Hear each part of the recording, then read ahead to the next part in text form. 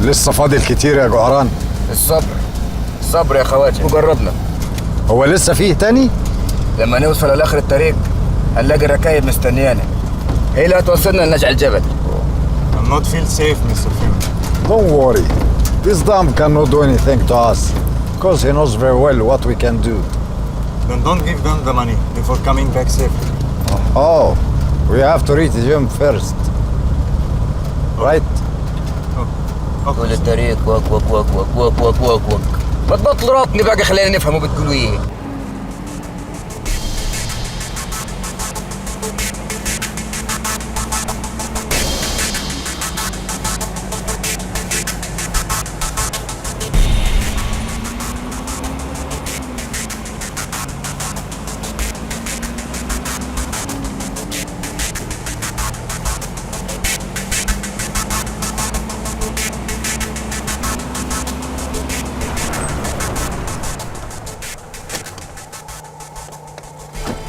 العربية ممكن تمشي هنا جعران. ما تفكرش الطريق كله كده، قدام شويه في دباب وجبال ما ينفعش يمشي فيها الا البهايم. I'm afraid, Mr. Freeman. We don't have enough weapons for our protection. If they want to do any bad thing, they will do it now, here, in the middle of the way. We leave the money in the car. Shit.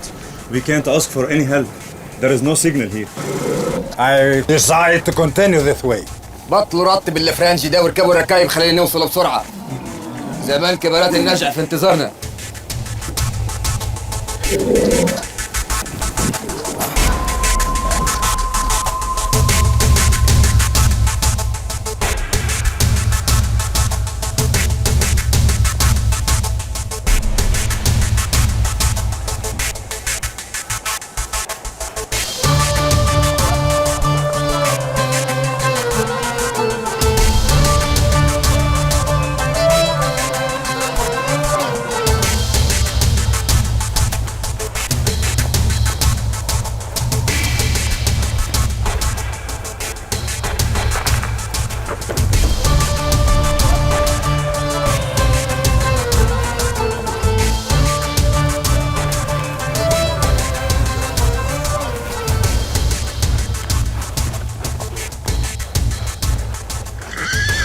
اسمعوني يا كبار نجع الجبل، كلكم عارفين اني اقل منكم، لكن عارفين كمان اني اتغربت عن نجع الجبل سنين طويله في مصر. بطرت وقول لنا عايز تقول ايه من حياتك المواسخه دي؟ انا قصدي اقول لكم ان الكنز اللي لقيناه لو الحكومه عرفت هيقولوا علينا تجار اثارات ويحاكمونا ويدخلونا السجن كمان. مين اللي يقدر يحاكمنا في ارضنا؟ قصر الكلام، الفلوس اللي احنا عايزينها من الخواجه عايزين نعمر بوها بيوتنا، نبيعوا بالهداوه في السر علشان ما نقلبش الدنيا علينا. يكفي الخشمك، هتعلم كبارات البلد يتصرفوا كيف؟ ماضي صح، بس هو ما عرفش يتكلم وعايز يقول اننا لازم نبقى يد واحده قدام الخواجه، يبان ان احنا متفاهمين عشان يشتري وهو مطمن. صح والله يا كبير النجع، ربنا يحميك. لما هو كبير البلد ابقى ايه؟ ايه؟ تخات يا ريس بن وطي راسك مش فريمان.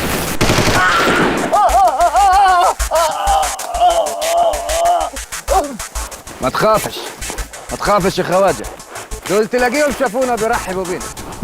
تقصد مفيش خطر هنا يا جعران؟ لا مفيش خطر ولا حاجه، الجبل كله ملكنا.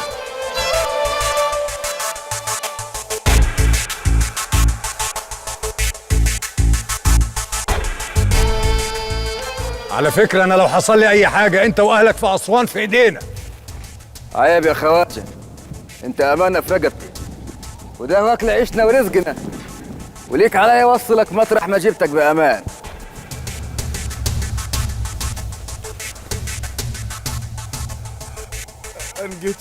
انقتل وانا في حمايتك يا حسان. الكبير ملوش ذنب في قتلك يا ماضي. دمي في رقبتك يا حسان، دمي في رقبتك. أشهد أن لا إله إلا الله وأشهد أن محمد رسول الله. ماضي انقتل يا كبير، من داري غدر بيه وهو وسطينا، وده مننا. ماهاش منكم يا ناجي. منكم كيف يعني؟ كلنا عارفين انه مقطوع، هو واهله وناسه فاتوا النجا من سنين. بس ماضي رجع للنجا في حمايتي، يعني بقى واحد مننا يا بنداري. لا هو بالعافية يا لا من عرقك ولا من نسبك، ده واد هامل مليش أي عازة ولا عزوة. أنا عزوته يا دياب، وأنت وقعت في الغلط يا بنداري ونجدت العهد اللي بينا. روح دور على اهله وناسه الطفشانين وقول لهم ليكم طار عند البنداري ويفرجوني هياخدوا طارهم كيف. حطوا الكلام دلوقتي نتفاهموا فيه بعدين. الخواجة وصل. بس لازم تعرفوا يا أهل نجع الجبل إن ماضي دخل النجع في حمايتي وبكلمة أمان مني، يعني بقى من عيلتي وبقى في حمايتي، وأهله وناسه سابوا البلد وما عليهمش دم لحد فينا. عشان كده طار ماضي في رقبتي وفي رقبة عيلة حسان الحويطي، واحنا نعرفوا كيف ناخد طارنا. ناجي ادفنوا في المدافن بتاعت عيلتي. يلا يا رجالة يدكم معاي. الله يلا رجاله رحم الله.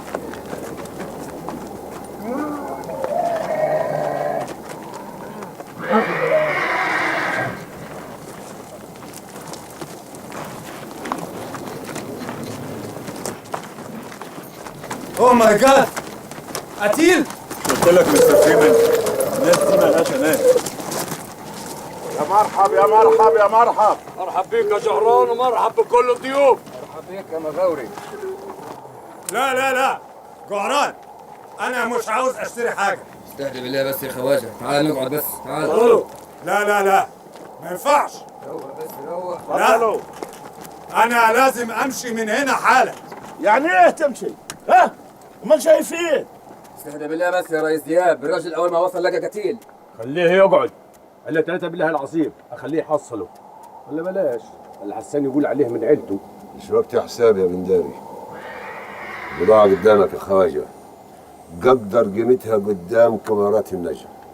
ومين اللي هيفاصل معاه؟ انت يا حسان؟ انا ماليش كلام معاك الا لما اخد حق ماضي، وطار ماضي هاخده يا بنداري، بس بعد ما تتم البيعة.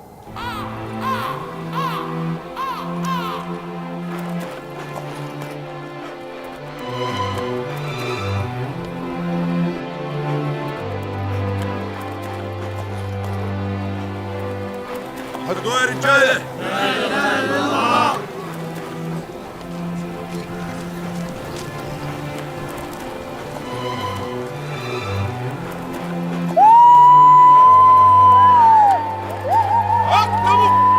اكتبوا بأمارة هنا. اكتب يا وليه الله يخرب بيوتكم. نسوان فضل. كملوا انتوا يا رجاله، كملوا على طول. ده من عيلتنا يا ناس. مين يكون؟ لا مش من عيلتنا ولا حاجه. اطمن يا مرت اخوي، ده الواد ماضي الله يرحمه، الكبير امر يندفن في ترابنا بعد ما نغسله ونصلوا عليه. مين اللي قتله؟ ده ماضي غلبان. البندريه قتلوه غدر. يا سوادي، ده حسان مديله عهد امان. طمني، مش نحن همل وطاروا ابدا. خلاص روح انت معنا سوين دلوك لغايه ما الضيوف ما يمشوا، وبعدها يحلها الحلال. روحي. مين القتيل يا وجيده؟ ده ماضي قتلوه البندرية عشان وحداني ومالوش عزوة. لا وانتي الصادقة دي نية ومبيتيني. شافوه ليلة ما طلعوا الكنز واقف يتسامر مع مرت دياب البنداري. قلتيلي عشان كده اتلككوله وقتلوه عشان ينتقموا منه، عشان كان واقف مع مرت دياب. امال كيف سموهم البندرية؟ عشان بيعرفوا يداروا على فضايحهم. فكرنا مختومين على قفانا اياك. جعران الحان يا جعران. اصبر بس يا خواجه، الا لقي لك حد يحمينا ويحميني معاك. بعد يدك. خش عنا يا ريس حسان، عايزك تحميني من معلم بنداري وناسه. صبري نفد يا جعران، عايز اتهور. خواجه لو جراله حاجه قرايبي كلهم هيروحوا في الرجلين، وانا وسط خير وانتم قصدتوني علشان ابقى عليكم الكنز. نزل سلاحك يا بنداري، الخواجه ضفنا. ايه في حماك دي كمان ولا ايه؟ ما دام الخواجه دخل النجع يبقى ضفنا وفي حمانا كلنا. ده جاي يستغفلنا ويشتري بتراب الفلوس. بين البيع والشاري يفتح الله، وبالمعروف. ولا معروف ولا متلوف، ما دام جاوا لحد هنا وشافوا الكنز بتاعنا يبقوا عرفوا سرنا، يا يشتروا بالسعر اللي احنا نقولوا عليه يا يتقتلوا. دي اثارات مالهاش قيمه، احنا بنشتري تاريخ مش فخار قديم. انا ما فهمش انت تقصد ايه؟ أنا أفهمك يا ريس دياب، الراجل ده عالم آثار، بيعرف التاريخ من الرسومات المكتوبة على الورقة والكتوبة اللي على التماثيل. فهمهم يا جعران، فهمهم ان الاثار دي بتاعت شخصيه مجهوله، ورغم كده انا هدفع كل اللي معايا. جو، هات الفلوس من العربيه. روح معايا دياب. ماشي يا كبير. احنا هنقسموا الكنز على العائلات الثلاثه، وكل عيله حره في نصيبها، تبيعه تخليه هي حره فيه. وماله؟ نقسم الكنز، كل واحد ياخد حته بالدور. وانا خدت ايه؟ عرعر. ايوه. سيدك بنداري اختار حاجات زينه. هو اللي ابتدى واختار احسن حاجه، وبعد كده كل عيله هتتفاهم مع الخواجه وتبيع بمزاجها وعلى كيف. والفلوس يا عرعر مين اللي خدها؟ انت بتسالي عن الفلوس بس؟ مش خايفه على النجع اللي هيولع؟ ما داي اول مره يا ام جميله، وان شاء الله تعدي على خير يا خيتي. عرعر، روح عنده ولدي همام، قل له يقف مع ابوه، الواد كبر وبقى راجل وش انا بخطف وشه. حاضر.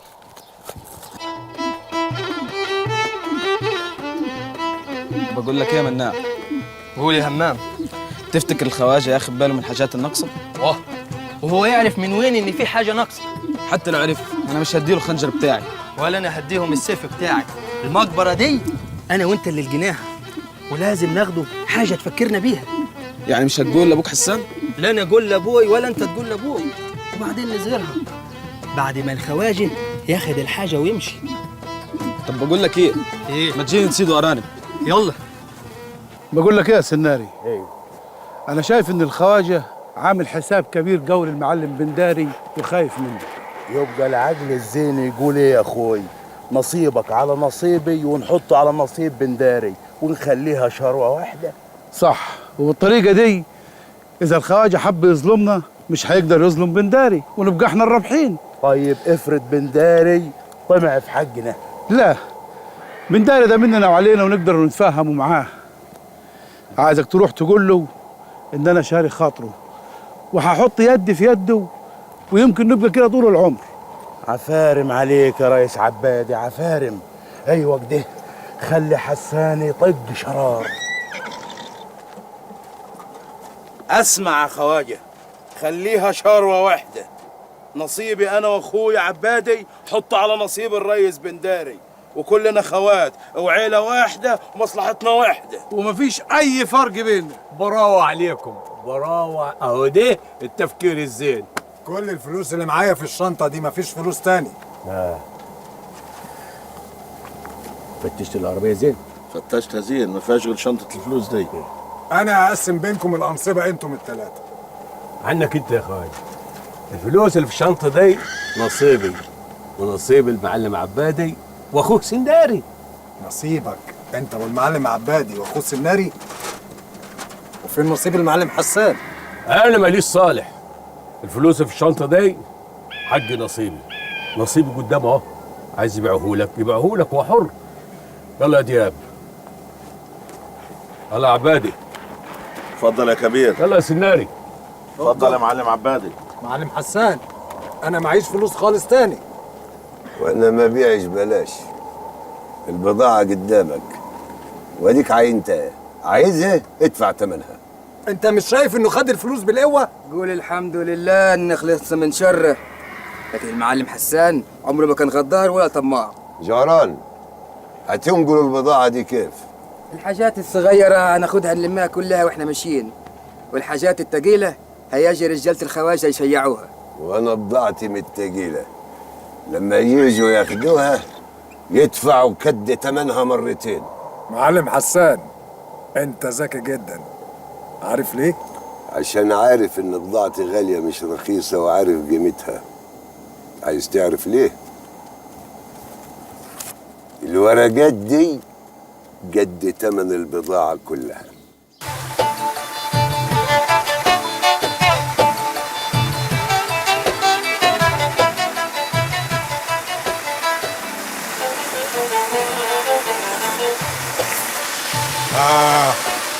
مية حلوة كتير. دي جنة في قلب الجبل. ودلوقتي هاخدك معايا بيتي، هناك هتشوف بيوت وعيلة كبيرة زي أي بلد في الصعيد. وكلكم بتشربوا من العين دي؟ طبعا العين دي هي اللي بنروي منها الزرع وهي اللي بنشرب منها وعايشين عليها. حاسس إن أنا في وسط مملكة معزولة. ايوه كلامك صح يا خواجة، احنا هنا محدش داري بينا. بالك أنا بعت ولدي هناك في سوهاج عشان يتعلم عند قرايبي. لو سمعت كلامي حسان هخلي البلد دي مملكة وانت هتكون الملك بتاعها. يا بيه الملك لله. بالك احنا بناكل في نفسنا زي دود المش ولا حد حاسس. عارف لسه واحد مقتول من شوية. لو قلبك حديد هتبقى ملك الجبل ده كله. انا قلبي حديد قوي وعيلتي تسد عين الشمس. يبقى تيجي معايا أسوان لمدة أسبوع، هقابلك بشخصية مهمة هتعلمك حاجات كتير قوي هتحكم بيها كل الناس اللي في الجبل هنا. يا بيه إذا كنت بتقول كده علشان يعني تساومنا في السعر، لا أنا مفتح قوي. نو حسان، لولاك أنت كان بندري قتلني. أنا برد جميل حسان، اسمع كلامي تكسب كتير.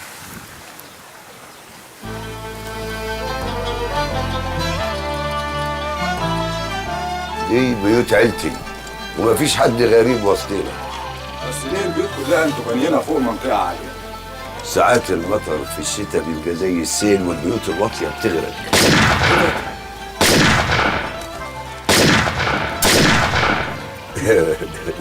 ده مغاوري واد عمي بيرحب بيك، رد التحية يا ناجي. تؤمر يا كبير. لكن الأرض اللي انتوا بتزرعوها مكانها فين؟ 50 فدان بين الجبل على بعد 2 كيلو من هنا. أرض طينة مخلوطة بالرمل. والأرض دي بتزرعوها ايه؟ خضار لينة واكل البهايم، وبنعتمد فيها على مية البيار والعين. أنا مش خبير في الزراعة، لكن أنت لو جيت معايا أسوان أعرفك أنا خبير كبير قوي، عنده أسرار خطيرة في الزراعة. لو نفذت اللي هيقولك عليه ويعلمهولك هيشتري منك المحصول بملايين. محاصيل إيه دي اللي تباع بملايين؟ اتفضل يا خواجة اتفضل. اتفضل. شوف يا معلم حسان، أنا عايزك تفكر في الملايين اللي هتكسبها. الملايين دي اللي هتخلي نجع الجبل جنة، فيها مولدات كهرباء وفيها مواتير هترفع المية وتوصلها للبيوت والآبار. كلامك زين يا خواجة بس يخوف.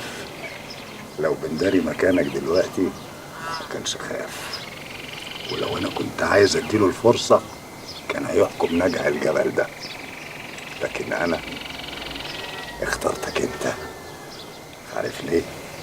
لأن أنت أذكى منه بكتير. قلت إيه يا معلم حسان؟ الوقت يا زرزور. يا مرحب، اعملوا لنا شاي. يا مرحب يا مرحب يا ريس عبادي. مرحب بيك يا كبير الجبل. بس انت عجبتني النهارده لما حطيت يدك في يدي وكدنا حسان. يا ولد ابوي يا عبادي طول عمره راجلنا واحنا عمرنا ما قصرنا معاه. اللي حسبته لقيته، واللي انت عملته مع الخواجه حسان ما كانش يقدر يعمله، والنتيجه هي شنطه مليانه فلوس لينا فيها النص. ما تبقاش طماع كده يا عبادي، ليك فيها النص. لا كلام ايه اللي بتقوله ده يا ريس بنداري؟ الاصول يا سناري، انا خدت الفلوس دي عافيه لعيلتين وبس. اها اديك قلتها، خدت الفلوس لعيلتين وبس. اسمع عبادي، هتاخد التلت، وكفايه ان انا وافقت ان عيلتي تتساوي بعيله حسان ولا عيلتك. خبر ايه يا بنداري؟ هتستقل بعيلتي ولا ايه؟ اصبر بس يا عبادي، يا ما نعرفوا دماغ الكبير فيها ايه. نصيبي لازم يبقى اكبر نصيب، وفضكم الحديث العفش ده، والا هزعل منك يا عبادي. المحبه اللي بينا تتقلب، ها؟ وحسان يشمت فيني. خلاص يا ريس عبادي، اللي عند البندريه ما يروحش، واعتبروا عندنا وكلنا اهل وخوات. عفارب عليك يا سناري. اهو دي القريب الصح، اللي ينصح قريبه صح. على اي حال ما حدش يعرف الشنطه فيها فلوس قد ايه. ماشي، وانا موافق بالتلت، بس امانه عليك تقول قدام اهل النجع ان احنا قسمناها بالنص عشان عيلتي ما يقولوش عليها تهونت في حقهم. كلامه معقول يا اخوي، ويكيد حسان ويعرف كل اهل الناجح ان اللي يجي في حمانه عمره ما يتظلم. ماشي يا عبادي، ماشي. هنقول قسمناها بالحق، او كل واحد عارف حقه، ها؟ في السر يا عبادي. بس تفتكر يا اخوي حسان هينفذ اتفاقه معاك ويبلغ الحكومه عن الاثارات اللي هياخدها الخواجه؟ تبقى وقعته مطينه بطين لو بلغ ليه. الحكومه هتاخد نصيبه ببلاش، وهيضيع على روحه ألوفات هو واهله وناسه. لو كان عايز يبلغ كان بلغ من الاول، من ساعه ما لقيناه. ما هو كان عايز يعمل كده، لولا انا وقفت قدامه. ليه؟ الحكومه هتاخد نصيبه بلاش، ده غير الرجل اللي هتدب في بلدنا ويكشفوا حرب بيوتنا. حتى لو بلغ ما حدش هيسأل فيه. هي الحكومة تعرف عننا حاجة ولا تعرف قاعدين فين ولا بنعمل ايه؟ يا راجل ده النفر مننا لما بيروح المحافظة عشان يثبت مولود ويطلع له شهادة ميلاد بيدوخ السبع دخات. خلصت القول ان احنا خدنا حقنا وخلاص، واللي يعرف يجيب حق اهله وناسه يبقى كبير، ومفيش كبير الا كبير واحد، اخوي البنداري. اشربوا الشاي، اشربوا.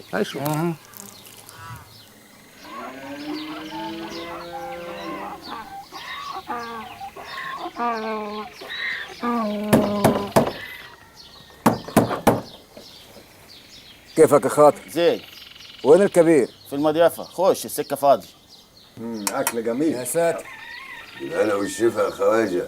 كل لا كفايه. خلاص يا خواجه، البضاعة كلها في امان، تقدر تشيع رجالتك يشيلوه. يا جعران افهم الاول، البضاعه تطلع كيف وتروح فين؟ مش لازم تفهم يا معلم، انا اشتريته ودفعت فلوس، وبقيت فلوسك هتاخدها في اسوان زي ما اتفقنا.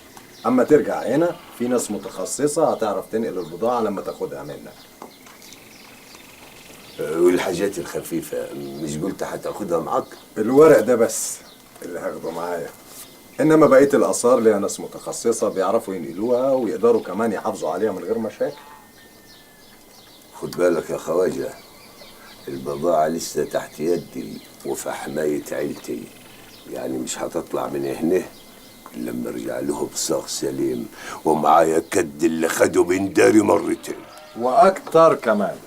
معلم حسان، اللي عملته معايا انا وجويس وعندي كتير قوي، تسمح لنا بقى نمشي عشان الطريق لسه طويل. وانا هاجي لك اسوان كيف؟ جعران هيجيبك لحد عندي. سلام. سلام يا خواجه، مع الف سلامه. لاجي يا كبير تفضل، اوصلك لطريق الامان. السلام عليكم. السلام ورحمه الله وبركاته. مع السلامه. اتفضل يا خواجه. زرزور خاطر. ايوه يا كبير. شيلوا الوقت ونظفوا المكان. عيني حاضر. مالك يا حسان؟ كأنك ما اتفقتش معاه. اتفقت.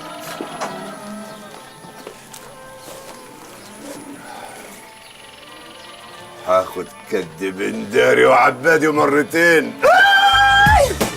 منها المرة الكدابة عقيلة؟ امال ايه الحديث الماسخ اللي قالته عقيله مرت بندار؟ قالت ايه ابو زي الاخصري؟ اول ما جوزها خد الفلوس من الخواجه جه عرعر وقال لها عشان تشمت فينا، كأن عيلتنا خايبه ومستنيه منهم الفضله. طول عمرها مرة ناشفة وغلوية. همي ليهم ياكلوا في روحهم. مش الشطاره ان ناخد كل اللي مع الشاري، الشطاره ان ناخد قيمه الحاجه اللي ببيعها وبس. ويكون في علمكم الخواجه اضحك عليهم وما قدرش يضحك عليا. اروح اسوان وهاخد اللي انا عايزه وزياده.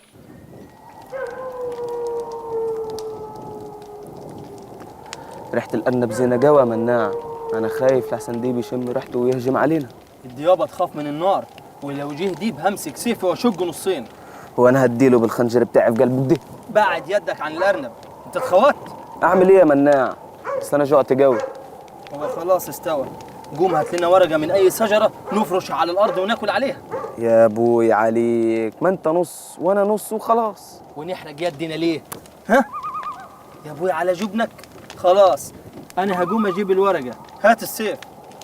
وعايز السيف ليه يا جريء اللي ما بتخافش؟ يا غباوتك عشان أقطع بيه من الشجرة. هات.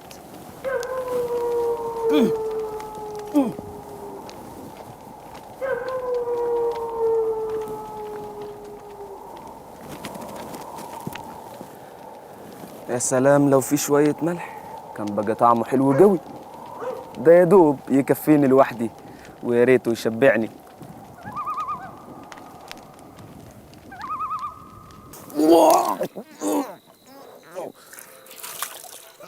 ايه ده؟ توكل ايه يا واد؟ أرنب صدنا أنا ومناع من عند العين. يا لهوي، الواد سخن مولع محموم. شوفوا كده يا بنداري. تلاقيه واقف من هوا العين. تعال يا واد تعال.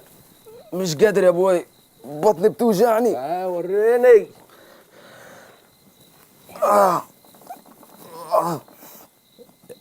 الواد مسموم. قرصتك حاجة؟ لا يا ابوي. حية؟ عقرب؟ بقول لك ايه، اعملوا له الخلطة وخليه يشربها وكلفت وينام، هيقوم طيب. والسم هيجيله من وين بس يا بنداري؟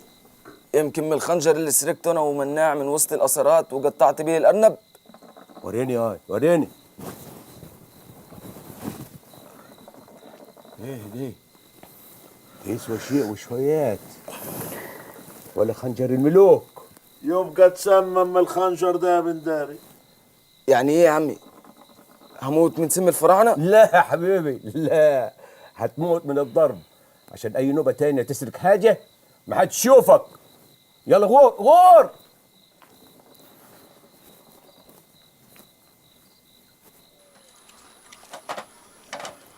ما تنزل تاكل ويانا يا حسان. صوتك من الفايش اللي هيسد النفس ده. واكل الفايش ده مزاج عندي. انا بقول ما دمت مسافر لاسوان ومشوارك طويل وكله خضخضه، يبقى لازم تاكل حاجه تقعد ببطنك. لا، ده انا مجهزه له اكله حرشه ياكلها طول الطريق. متجهزه له؟ امال مين اللي طبخ طول الليل؟ وهو عيب تطبخ الكبير الناجع. لا بس كل حي ياخد حقه. اسمع يا اخوي نصيحه مني عشان ما توجعش قلبي عليك طول غيابك. قول يا وجيده. انت كبيرنا هنا، والصغير والكبير يعرف مقامك زين، لكن في البندر وسط الناس ملناش مقام يا اخوي. اقفلي خشمك يا مرة. انا مقامي محفوظ في اي مطرح. مرتك معاها حق يا حسان. اول ما تدلع على البندر هتلاقي العساكر هناك مترشقين في كل حته، ولو مسكوا فيك اول حاجه يسالوك عنها هي البطاقه، وانت عارف احنا لا معانا ورق ولا بطايق عشان يقولوا احنا مين ولا من فين. ما تاخدني معاك يا ابوي، انا معايا بطاقه. صورة حلوة يا كبير، اسمع كلام الواد وخد وياك. أو على الأقل واحد منكم يبقى معاه بطاقة عند اللزوم تثبت شخصيته. يا ريت يا ابوي، وانا كمان اعرف حياه البندر واعرف امشي في الشوارع وادلك. جرى يا ولدي، عايز اتحمى فيك. العفو يا ابوي، انت بتحميني، انت واخدني معاك كيف اعرف قعده الرجاله وكيف بيتفقوا. فايق عليك النبي تاخده في يدك يا اخوي. عليه الصلاة والسلام. خلاص هتيجي معاي عشان كمان توعيني على كلام الخواجات وألعبهم، وعشان تبقى كبير. ربنا يخليك ليا يا ابوي، ربنا يخليك ليا. ويخليك يا ولدي.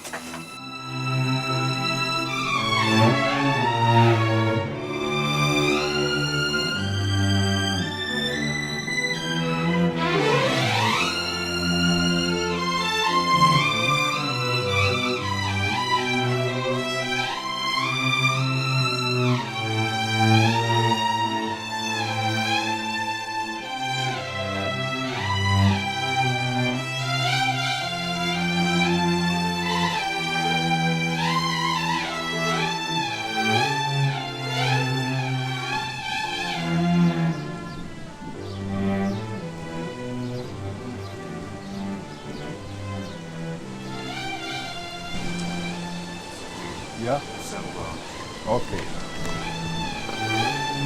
اتفضل يا ريس حسان. اتفضل. اتفضل يا مناع. السلام عليكم. سلام. اهلا اهلا اهلا اهلا بالراجل السهل. اهلا يا خواجه، اهلا بيك. ازيك يا معلم حسان؟ اهلا بيك يا خواجه. اتفضل اتفضل. اهلا اهلا. ازيك يا جعران؟ ازيك يا خواجه؟ اتفضل اقعد يا معلم. اتفضل. اهلا وسهلا. تمام يا ريس حسان، اديني جبتك لحد الخواجه ها. متشكرين يا جعران. افوتك انا عشان الحق البازار بتاعي. باي يا جعران. باي يا خواجه. السلام عليكم. وعليكم السلام ورحمه الله وبركاته. حسان ابنك ده؟ ايوه مناع ولدي، بيدرس ثانوي، بيفكر زين احسن من ابوه. وان شاء الله هيبقى كبير العيله. يبقى هو ده راجل المستقبل بتاعنا. مستقبل يا خواجه، انا جاي في كلمه ورد غطاها. انا وصفت بلدكم لصديقي بنيامين. بيني مستر فيرمان. صديقي بيني خبير في الزراعه. لما وصفت له بلدكم قال لي انها مكان مثالي يصلح لتجربه بعض انواع البذور اللي هيعمل منها ادويه مهمه جدا وغاليه جدا جدا. تقصد يا خواجه العلاج بالاعشاب؟ احنا عندنا في الجبل علاج بالاعشاب لكل الامراض، حتى لو جرثه التعبان. ابنك ده ذكي جدا يا حسان، بس انا يا جماعه مش خبير في الزراعه. اللي اقدر اعمله اني اخدكم اعرفكم على بيني. اضمن مالي في يدي الاول، ان شاء الله اروح معاك بعدها الواحد. ده مبلغ كبير يا معلم حسان، هتمشي ازاي بيه وتتحرك بيه في الشارع؟ وانت كيف قاعد هنا ومعاك المال ده كله؟ انا شايلهم في البنك. بعد ما تقابل بيني وتتفق معاه اخدك وننزل على البنك، قبل ما تسافر اسلمك الفلوس فورا. ابوي انا عندي فكره احسن، نروحوا على البنك نفتحوا حساب ونحط الفلوس باسمي قبل ما نروحوا اي مكان. ودي طريقه مضمونه يا ولدي ناخد بيها فلوسنا؟ ايوه يا ابوي، لو الفلوس باسمي هتبقى تحت امري ومحدش هيقدر يصرفها من البنك غيري. خلاص يا خواجه، انا موافق على اللي يقولوا مناع ولدي. لا انت مش ذكي بس، ده انت هتكون قائد عظيم كمان. ربنا يكفيك يا ولدي شر حسد الخواجات. طب يلا بينا بقى يا جماعه اعرفكم على صديقي بنتي. اتفضلوا. يلا يا معلم حسن. اتفضل يا خواجه. اتفضل. تعال مناع، تعال يا ولدي. اتفضلوا اتفضلوا. وبعدين معاك يا ناجي، انت يا تحرقوا يا تطلعوا ني. احنا جايين نتصالح ولا جايين نتعاركوا؟ هملوا يا عبادي، هملوا.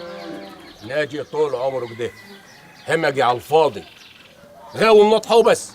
شوف يا بنداري، اللي عملتوه ده كان غلط، ولولا ان اخوي حسان مخه كبير كانت قامت مدعكه ومجزره ما بيننا وما بينكم، ولو انا مطرحه كنت قتلت اللي قتل معه. بتقول ايه انت؟ بتقول ايه؟ تكفي نفر من البندريه، جسد نفر ملوش عازه، لا له اهل ولا ناس وسطنا. ده ماضي في رقبتنا كلنا، احنا اهله. اهله كيف؟ اهله كيف؟ بسوريا ما دام عاود على النجع وخد كلمه امان من اخوي يبقى خلاص اصبح مننا وعلينا. وقتل النفس بالسهل يا ريس بندري، الراجل ما عملش حاجه تستاهل. ده لو كانت قتل عشان الكلمه الهايفه اللي قالها دي. امال الراجل غرق في دمه ليه؟ ما تفهمونا يا اخوانا. طيب سامحنا عاد يا ريس بنداري، انا هتكلم بصراحه عشان نفض المشكل ده. ماضي طلعت منه عيبه كبيره قوي قوي يستحق عليها القتل. اتهجم على مرة دياب وفي شهود من عيلتك ومن عيلتي. لولا الخوف من الفضيحه انا كنت عملت له محكمه وكده ولا كده كانوا حكموا عليه بالقتل. انا اللي قلت للرجاله يقتلوه ونخلصوا من الموال العفش ده.